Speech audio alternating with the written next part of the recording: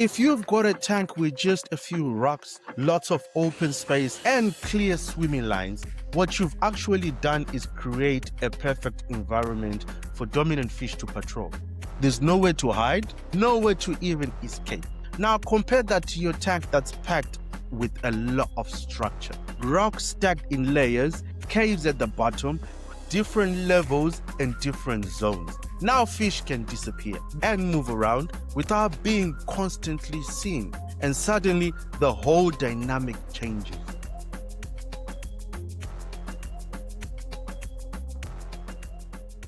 Welcome back to the Cichlid Whisperer, the art of fishkeeping, where we don't just keep fish, we understand them. Now today's episode is a big one, because if you keep African cichlids, you've probably seen it already.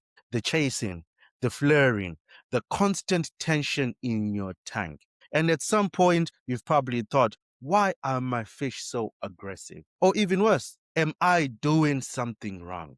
And I want to start by saying this clearly to you, because it changes everything once you understand it. You are not doing anything wrong just because your cichlids are aggressive. Aggression is part of who they are, but unmanaged aggression, that's where the problem starts. So today, I'm going to talk you through this properly. Not just surface level advice, but how to actually understand what's going on inside your tank and how to control it in a way that works long term. Let's start from the root of it. Why are African cichlids aggressive in the first place? To understand that, you have to picture where they come from. Places like Lake Malawi, Lake Tanganyika, these places are not calm, peaceful environments. They are crowded, they're very competitive, they are full of rocks, tight spaces, and fish everywhere trying to survive. Food is limited, shelter is limited, breeding spots are limited. So over time, these fish have evolved to compete, not gently, but aggressively. And that aggression shows up in different ways. You've got territorial aggression, which is probably the most obvious. A fish finds a spot, maybe a cave, maybe a rock, and sometimes it's space. Anything that comes near it gets chased. Then you've got breeding behavior. This is where things really ramp up. Males become more colorful, more dominant, and far more aggression because they are trying to attract females and defend the spawning area. And then there is hierarchy. This is the one that confuses a lot of people.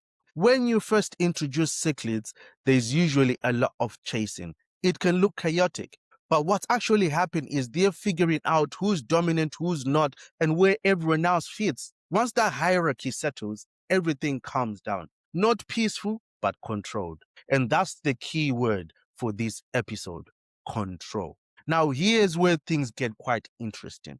Your fish are not just randomly swimming around your tank, they are constantly reading it. To you, it's just a glass of water, rocks. To them, it's territory. Every rock, every gap, every shadow, it all matters. And one of the biggest triggers of aggression is something most people don't even think about: line of sight. If two dominant fish can see each other constantly, they will challenge each other constantly. There is no break. There is no reset, just ongoing tension. And this is why some tanks feel so chaotic all the time, while others feel balanced. Even with the same fish, it is not the fish. It's what they can see. When you break the line of sight, when fish lose that visual contact, something powerful happens. Aggression becomes short bursts instead of constant pressure. Fish get time to recover. Stress levels will drop. Already you can see aggression is not random. It's mostly environmental. And that leads us to one of the most important parts of this whole topic, your rockscape. This is where most people either solve aggression or accidentally create it. Because your rock layout isn't just decoration, it's behavior control. If you've got a tank with just a few rocks, lots of open space, and clear swimming lines, what you've actually done is create a perfect environment for dominant fish to patrol and chase. There's nowhere to hide, nowhere to break sight lines, nowhere to even escape. Now compare that to your tank that's packed with a lot of structure. Rocks stacked in layers, caves at the bottom, gaps and tunnels running through different levels and different zones. Now fish can disappear. Now fish can break contact and move around without being constantly seen. And suddenly the whole dynamic changes. Aggression is still there, but it's controlled. One thing I always say is you want more hiding spaces than the fish. Not equal, but more. Because when space is limited, fish fight over it. If a fish can swim from one end of the tank to another end in a straight line, you've basically created a runway for chasing. Break that up. Make them navigate, make the tank feel complex, because complexity reduces conflict. Now let's talk about something that people argue about a lot: overstocking. You will hear two different opposite pieces of advice in fish keeping. Don't overstock your tank, and with cichlids, overstocking helps. So which one is it? The answer is both can be true. Here's what's really going on. In a lightly stocked tank, a dominant fish can focus its attention on one or two weaker fish. That's when you see bullying. But in a more densely stocked tank, aggression gets spread out. No single fish can control every single thing. So instead of one fish getting constantly targeted, the pressure is distributed. And that can actually stabilize the tank. But this is where people get it wrong. You cannot ignore the biological cost of that. More fish means more waste, more oxygen demand, more strain on your system. So if you're going to use overstocking as a strategy, you need to support it properly. Support it with strong filtration, good oxygenation, constant water changes. And if you don't, you might reduce the aggression, but you've created stress, illness, and eventually losses. So overstocking is not a shortcut, it's a tool. And like any tool, it only works when used properly. Let's move to another major topic that affects aggression. That is male to female ratios. This is one of the biggest mistakes people make early on. Too many males in a tank and you get constant competition. They're all trying to dominate, all trying to breed, and as a result, it's a non-stop conflict. On the other side, if you don't have enough females, the ones you do have will get chased constantly. They don't get a break.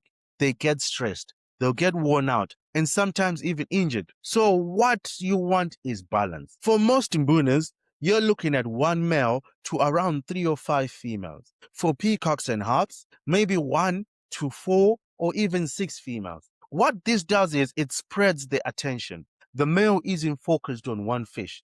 The pressure is reduced.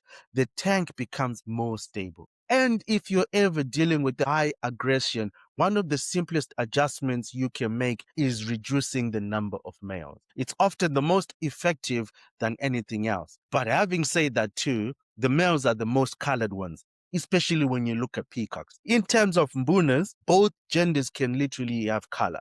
In peacocks, the drawback is the males will color up more than the female. So if you take out the males, you're going to be left with just gray fish and probably just one colored fish. Now, everything we've talked about so far, this is controlled aggression. This is normal, but there's a line, and you need to know when that line is crossed, because not all aggression is acceptable. If you start seeing torn fins, missing scales, visible injuries, that's a warning sign.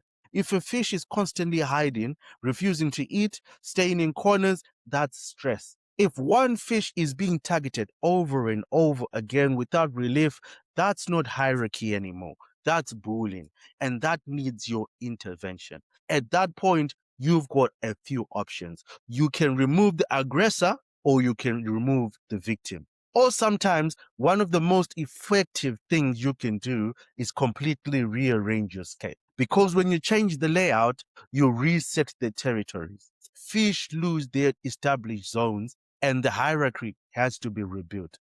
And that can break patterns of aggression. So if you bring everything together, managing cichlid aggression isn't about stopping it. It's about designing your tank in a way that controls it. Your structure controls the territory, your stocking controls the pressure, your ratios controls the breeding behavior, and your maintenance controls the stress. Now, all of these working together, you get a tank that looks active, natural, even a bit intense, but stable. And that's what you're aiming for. So next time you look at your tank and you see aggression, don't panic. Step back and ask yourself, what am I seeing? Where are the territories? Is the pressure balanced? Because once you start thinking like that, you stop reacting and you start understanding. Well, if you found this episode useful, make sure to follow Cichlid Whisperer, the Art of Fishkeeping, and share it with someone who's struggling with aggressive fish, because most of the time, it's not the fish, it's the setup. Next episode, we are going to get into stocking your tank properly, choosing the right species, combinations, avoiding the mistakes that cause problems before they even start. Until next time, stay patient, stay observant, and master the art of fish keeping.